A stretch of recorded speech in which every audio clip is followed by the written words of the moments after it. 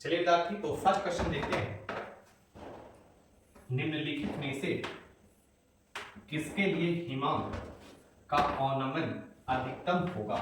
इसमें बोला गया है कि डिप्रेशन इन फ्रीजिंग पॉइंट सबसे ज्यादा किसके लिए होगा। तो आई होप आपको कॉन्सेप्ट पता होगा कि जिसके लिए आई का वैल्यू जो होता है सबसे ज्यादा होता है उसके लिए डिप्रेशन इन फ्रीजिंग पॉइंट का वैल्यू सबसे ज्यादा होता है। यानी कहने का मतलब डिप्रेशन इन फ्रीजिंग पॉइंट जो होता है वो आई के डायरेक्टली प्रोपोर्शनल होता है। यानी इसमें हम लोग कॉन्सेप्ट यही लगाएंगे कि जिसका वैल्यू आई का ज्यादा होगा उसका डिप्रेशन इन फ्रीजिंग पॉइंट का वैल्यू ज्यादा होगा। तो आइए हम देखते हैं ऑप्शन में क्या क्या दे रखा है। तो बोला गया है यहाँ पे पोटासियम सल्फेट, यानी इस पे देखोगे तो ये हो जाएगा 2+, इस पे हो जाएगा 2- चार्ज। ठीक है, इस पे 2+ और 2-।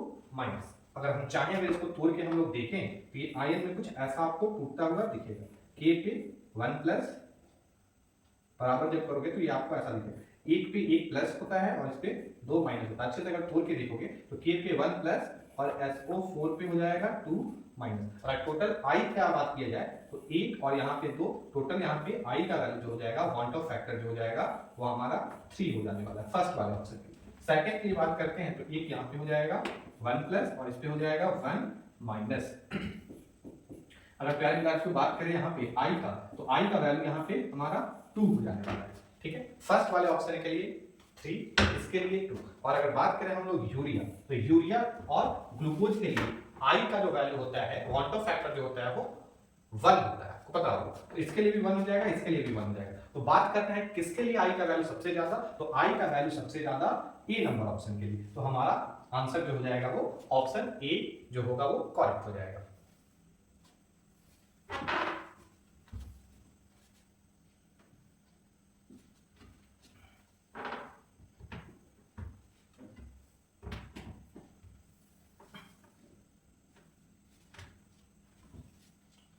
आइए विद्यार्थी, तो अब बात करते हैं सेकंड क्वेश्चन का। तो सेकंड क्वेश्चन दे रखा है प्रथम कोटि की अभिक्रिया के लिए वेग स्थिरांक की इकाई होती है। The unit of rate constant of first order reaction. कौन से ऑर्डर के लिए? फर्स्ट ऑर्डर रिएक्शन के लिए बताना है कि उसका यूनिट क्या होगा। तो जनरल फार्मूला nth ऑर्डर के लिए आपको पता ही होगा। तो वहां पे जब फार्मूला पे आप पुट करोगे तो फर्स्ट ऑर्डर के लिए हो जाता है टाइम इनवर्स। क्या हो जाता है?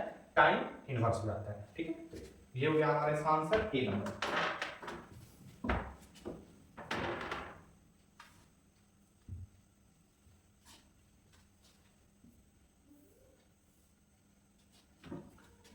अब बात करते हैं क्वेश्चन नंबर थर्ड की। दे रखा है H3PO4 इज अ, बताना है ये इसका कौन सा बेसिक एसिड है। ठीक, ये मोनो बेसिक है, डाई बेसिक है, ट्राई बेसिक है या नन ऑफ दिस। ये ऑप्शन दे रखा है। तो ऐसे क्वेश्चन को करने के लिए बहुत आपको आसान तरीका हम बताया देते हैं कि जब भी यहाँ पे ऑक्सीजन जितना दिख रहा है, ऑक्सीजन यहाँ पे 4 दिख रहा है, एक घटा लो, ये ट्रिक था, 4 दिख रहा है तो उसमें से एक घटा लो और हो जाएगा आपका 3। यानी कहेंगे कि H3PO4 जो होगा विद्यार्थी वो हमारा हो जाएगा ट्राई बेसिक। कहां दे रखा है ऑप्शन? ऑप्शन है यहाँ पे सी नंबर में, ट्राई बेसिक।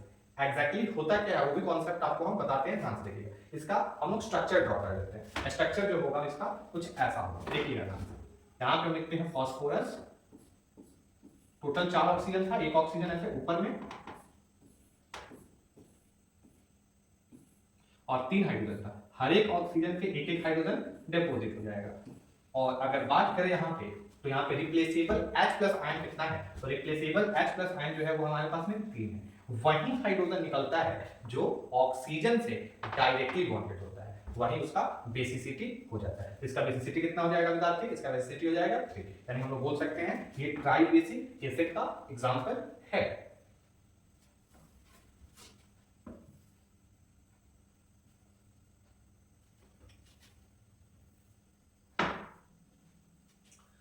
तो अब फोर्थ नंबर क्वेश्चन देखते हैं जो कि हमारा डी ब्लॉक से दिया गया है। निम्नलिखित में से कौन संक्रमण धातु का आयन प्रतिचुंबकीय है? प्रतिचुंबकीय और अनुचुंबकीय में बहुत कंफ्यूजन होता है, तो इंग्लिश वाला बात आप तो अच्छे से देख लो। Which of the following transition metal ion is diamagnetic, यानी कौन सा जो है वो डायामैग्नेटिक होगा। तो डायामैग्नेटिक वही होगा जिसमें अनपेयर्ड इलेक्ट्रॉन 0 होगा, अनपेयर्ड इलेक्ट्रॉन नहीं होना चाहिए। ठीक है, तो आइए बात करें अगर हम लोग, तो इसमें जो होगा वो हमारा Zn हो जाएगा। Zn पे 2 प्लस चार्ज, आपको याद रखना होगा, ट्रिक आपको बताया गया था, जनाब कूदिए हौज में, ये ट्रिक था। इन सबों में जो होता है, और नॉर्मल वाले में भी और प्लस 2 चार्ज भी कर देते हैं, फिर भी ये सारा जो होता है वो डायामैग्नेटिक होता है। आपको अच्छे से इसको याद रखना होगा। और भी एग्जांपल बात करें तो डायामैग्नेटिक का, तो Cu पे 1 प्लस जो है ये भी डायामैग्नेटिक का ही एग्जांपल हो जाएगा। और भी अगर बात किया जाए तो नॉर्मल Zn हो जाएगा, Cd हो जाएगा और Hg भी हो जाएगा। ये सारा एग्जांपल जो होगा ये डायामैग्नेटिक का होगा। इसको आप लोग अच्छे से क्या करोगे, हाँ मेमोराइज रखोगे बहुत अच्छे से, तुरंत आएगा, आपको बिल्कुल भी टाइम नहीं लगेगा, तुरंत आप लोग ऑप्शन देख के टिक आउट कर सकते हो। कॉन्सेप्ट आपको सारा अच्छे से पढ़ा दिया गया होगा।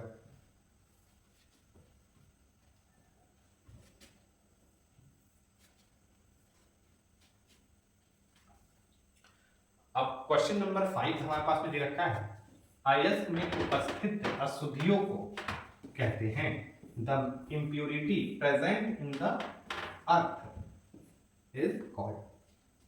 जो ओर्स होता है उसमें जो इम्प्योरिटीज होता है उसको हम लोग क्या बोलते हैं बताना है। जो ओर्स होता है उसमें जो इम्प्योरिटीज होता है उसको हम लोग गैंग बोलते हैं, या फिर हम लोग मैट्रिक्स भी बोल सकते हैं। गैंग या बोलो तो भी ठीक, मैट्रिक्स बोलो तो भी ठीक।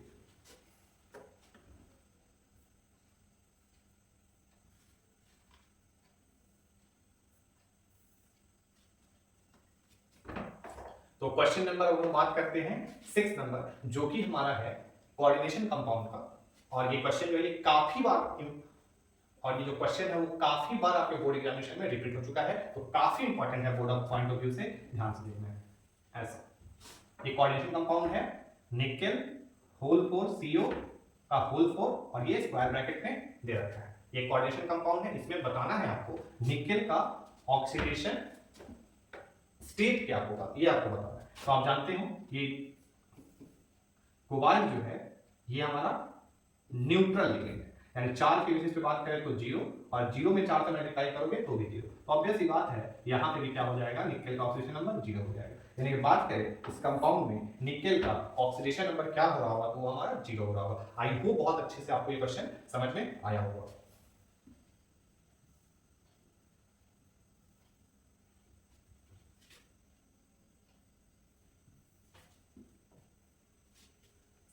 तो क्वेश्चन नंबर 7 की बात करते हैं हम लोग। बोला गया है निम्न में से कौन सा दवा बुखार को कम करता है, यानी जब फीवर होता है तब कौन ऐसा मेडिसिन जो है वो यूजफुल होता है। तो हम जानते हैं फीवर में कौन सा मेडिसिन, एंटीपायरेटिक। एंटीपायरेटिक ये B number option, sorry B number में सी नंबर जो ऑप्शन होगा वो हमारा करेक्ट हो जाएगा। नाम से ही पता चल जाता है एंटीपायरेटिक। एंटी मतलब दुश्मन और पैरेटिक मतलब टेम्परेचर। इन टेम्परेचर यानी फीवर जब हो जाए उसके अगेंस्ट जो काम करता है दवा उसको हम बोलते हैं एंटी पैरेटिक, या फिर बोल सकते हैं उसको ज्वार नाशक। गांव देहात में बोला जाता है कि ज्वार भी हुआ। ज्वार का मतलब होता है बुखार, यानी बुखार के अगेंस्ट जो मेडिसिन काम करता है उसको हम लोग एंटी पैरेटिक बोलते हैं। बहुत अच्छा एग्जांपल होता है इसका पैरासीटामोल, बहुत बार पूछा भी गया है एंटी पैरेटिक का एग्जांपल है, तो पैरासीटामोल जो है वो एंटी पैरेटिक का सबसे बेस्ट एग्जांपल है। एस्पिरिन भी हो सकता है, नोवाल्जिन भी हो सकता है, ये सारा जो हो गया हमारा एंटीपायरेटिक्स का एग्जांपल होता है। तो आइए नेक्स्ट क्वेश्चन देखते हैं हम लोग।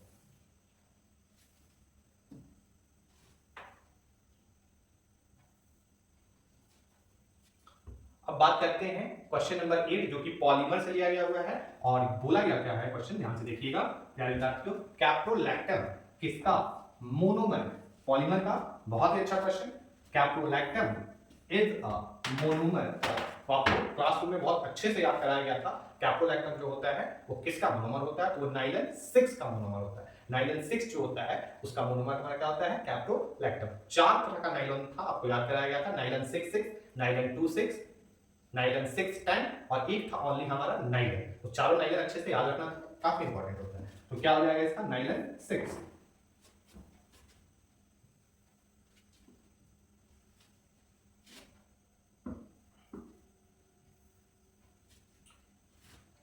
तो आइए क्वेश्चन 9 को देखते हैं। और ये क्वेश्चन जो है ये क्वेश्चन तो कितने बार रिपीट हुआ है, आप जाकर के देखोगे क्वेश्चन बैंक में तो आपको पता चलेगा। तो देखिए पैटर्न समझिए, क्वेश्चन का पैटर्न समझ में आएगा कैसा कैसा क्वेश्चन आता है, तो आप अच्छे से क्वेश्चन को कर पाओगे। ध्यान देखिए बोला गया है निम्न में कौन एक प्रथम संक्रमण श्रेणी का तत्व नहीं। दो टाइप का क्वेश्चन आता है, एक कहता है कि फर्स्ट ट्रांजिशन सीरीज का कौन सा एलिमेंट जो है वो फर्स्ट ट्रांजिशन सीरीज का मेंबर है, और एक क्वेश्चन आता है कि कौन ऐसा एलिमेंट जो है वो फर्स्ट ट्रांजिशन सीरीज का एलिमेंट नहीं है। तो आपको आइडिया होगा, आपको बताया गया था कि एलिमेंट 21 से लेकर के 30 तक के जितने एलिमेंट हैं वो सारे के सारे एलिमेंट जो होते हैं वो फर्स्ट ट्रांजिशन सीरीज में आते हैं। कहां आते हैं? फर्स्ट ट्रांजिशन सीरीज में आते हैं। इन 10 एलिमेंट को छोड़ के और किसी भी एलिमेंट का अगर हम बात करें तो फर्स्ट ट्रांजिशन सीरीज का एलिमेंट नहीं। तो आइए देखिए ध्यान से, आयरन तो आता है, इसका एटॉमिक नंबर होता है 26, तो 21 से 30 के बीच में आता है, ये तो होगा। क्रोमियम Cr नहीं जी, Cr 24 ये भी आता है, फर्स्ट ट्रांजिशन सीरीज का एलिमेंट है। निकेल 28 ये भी आता है। तो क्या नहीं आता है? मैग्नीशियम नहीं आता है, मैग्नीशियम नहीं आता। ध्यान दीजिएगा, मैंगनीज आता है 25 नंबर, लेकिन ये मैग्नीशियम नहीं आता, ये तो ग्रुप सेकंड का एलिमेंट है, तो ये हमारा नहीं आता। ये हो गया Mg जो कि होता है 12 नंबर, तो ये हमारा ट्रांजिशन सीरीज का एलिमेंट विद्यार्थी नहीं है, बाकी सारा जो है हमारा ट्रांजिशन सीरीज का एलिमेंट है। ठीक है, तो पूछा गया था कौन सा नहीं है, तो हमारा ऑप्शन हो जाएगा सी, यानी मैग्नीशियम जो है वो हमारा ट्रांजिशन सीरीज का एलिमेंट नहीं है। एकदम क्रिस्टल क्लियर समझ में बात आपको अच्छे से आना चाहिए।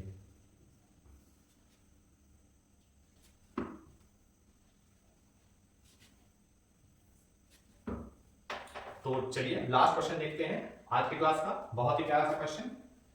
कॉपर पैराइट का सूत्र है, पूछा गया है कि कॉपर पैराइट का फार्मूला क्या होता है। ये फार्मूला बेस्ड क्वेश्चन है और ये मेटलर्जी चैप्टर का क्वेश्चन है। बहुत कंफ्यूजन होता है, बहुत बार ये क्वेश्चन आया हुआ है, ध्यान से देखिए। होता क्या है कि बहुत बच्चा को कंफ्यूजन रहता है, यहाँ पे भी Cu है, Fe है, S है, ठीक है, ये तो बिल्कुल बच्चे एलिमिनेट कर देंगे इस वाले को। लेकिन होता क्या है कि ये सारा लगभग सिमिलर आपको दिखेगा, नहीं सभी में कॉपर है, आयरन है और सल्फर है, बस यहाँ पे 2 है, कहीं 2 है, 2 है, ऐसा करके यहाँ पे दिया हुआ है। तो याद रखना आपको, ये जो होता है हमारा, ये वाला जो फार्मूला होता है, यही हमारा इसका फार्मूला होता है जी, कॉपर पैराइट का CuFeS2।